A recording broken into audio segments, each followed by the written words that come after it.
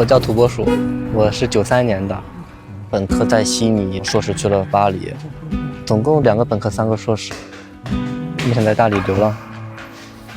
睡过好几次的写字楼的茶水间，一层一层逛，看哪里可以好睡，好睡的地方你就床上间一铺，这6、7点你醒了你就走。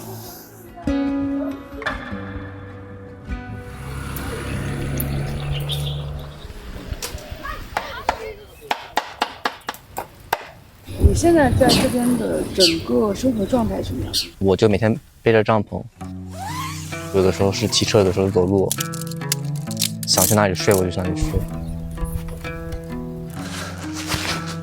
白天醒了之后，可能会找个地方待着办公，比如说去农场，然后从做事情的地方到2个素食餐厅之一，大概30斤左右。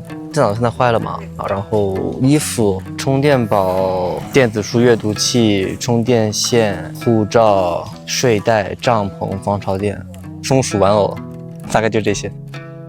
每过几天我去一个青旅去洗澡，我一般早晚是不太洗漱。长大的时候家里就是越来越有钱，小学4年级之后，我妈就和我陪读去了新西兰。在国外一直待了20年吧，读的专业我也不是很喜欢，金融啊、管理啊这些。工人们开始干活了。前年的5月份从巴黎回国的嘛，第一个日结工作就是在上海的啤酒节洗碗。你们喝完的酒啊，酒倒掉。星级餐馆的服务员做了好几次。32、38、36。公寓的保洁做了好几次，18到221个小时。干完了之后，我就在那附近找地方睡。希望以后没有人赶我吧。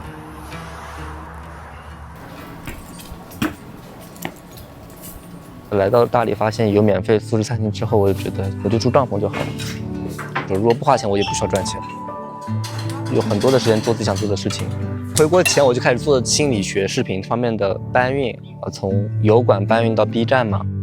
你有考虑过像一个普通的都市白领一样生活？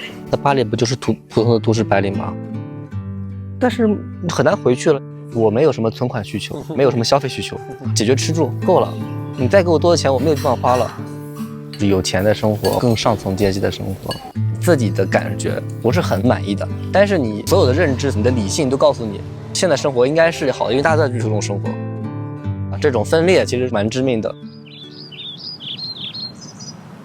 What have you been doing? You must know I'm Hector. Okay. 我大3的时候跟一个美国女孩，然后就怀孕了。一开始我说你把孩子给我吧，我想养。生下来之后她就割舍不了了吧，她就自己养了。她本身就是生活比较不稳定啊，也付不起房租，然后我女儿就跟着她一起流离什么的。我爸妈买了一个房子让她免费去住，孩子上学也稳定了。因为你有提到你的存款的上限，对吧？那你怎么承担小孩子这个抚养费或者？我不付抚养费。现在是一个我最不希望看到的最差的一个情况，可能就是1、2年见一次。I think it's good. Yeah, I just want. 我妈妈听说了我现在过的是流浪的生活，以及我打算怎么样带我女儿之后，她就不想让我女儿过来了。这个是我女儿24年来上海孩子，给你们看。你过往有创伤性的体验吗？我的童年就不是很快乐的童年。我爸打我啊，我妈不理解我，跟我对骂啊。我是不会主动联系他们，他们联系我，我也不会不回应。我家里人给我提供了一定的物质条件，然后我有了一定的学历，国内国外的各个形式的经历之后，我明白了一些道理。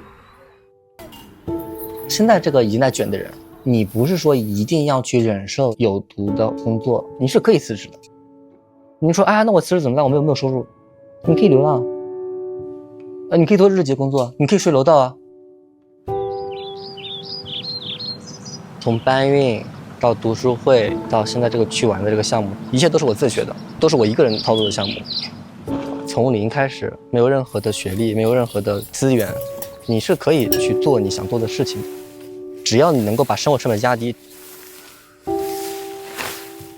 去完这个项目，现在的参与者是有多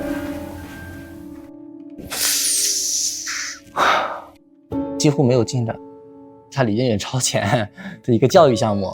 市场没有这么多的反馈之后，我就在想我下一步要怎么做。你虽然现在身无分文，但是你是有退路的。那个退路不是真的退路。我如果有一个所谓的更好的退路，我干嘛不现在就选择这个退路呢？如果真的有更好生活在那边等着我，我干嘛不现在就过这个生活呢？我干嘛现在过这个更差的生活呢？ Why do they have cameras? Oh, they are shooting a video about me. Why? Why? Yeah, we I don't know. People just interested about me. I don't know.